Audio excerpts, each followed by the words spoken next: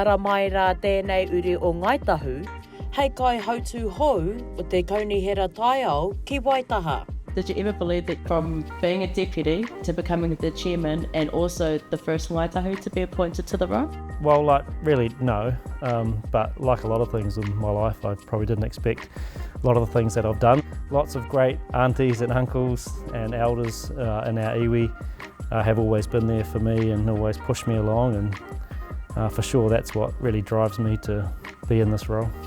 Ko Craig Pauling tērā, ko ara mai ki te tūranga nei.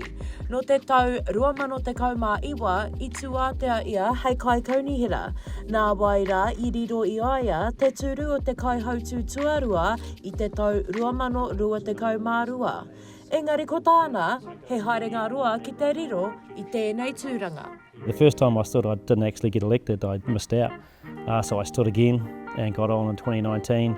And then again in 2022. So it's been a long journey. I remember so many people that are no longer with us that have been in and around this building. Good people, mahinga kai people that have fought so hard for our people, and they're the ones that motivate me so much. But as well as my own family, my own hapu, and our iwi of course, but all the people that live here in Waitaha, and of course my kids and my mokopuna to come. That's what it's all about ultimately.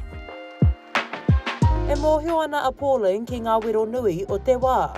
Heoi, mā te wānanga, mā te kōrero, ka puta mai ngā whakataunga pai mō te rohe.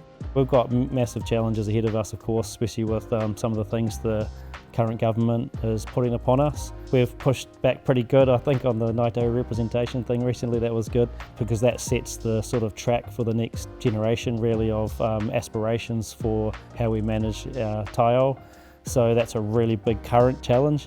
And beyond that, there's some other bigger challenges about going back to our land and water plans, how we manage our awa, our groundwater, and also the biodiversity and biosecurity aspects of our catchments. Ko te kūwata o Pauling i tēnei wā, ko te tutuki I ana whāinga mō te rohe nei. I think the biggest thing is just showing people what's possible, with good, honest, open discussion. A good argument about what's important. You've got the law that you need to uphold, of course, and you've got all the different values and aspirations of the communities that we represent.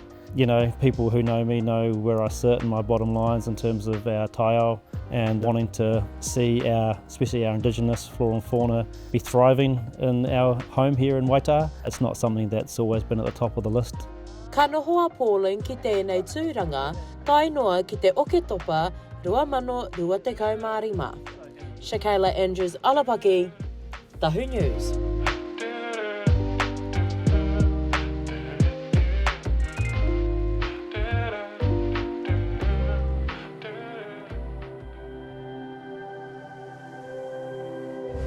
Ko te reo, te take.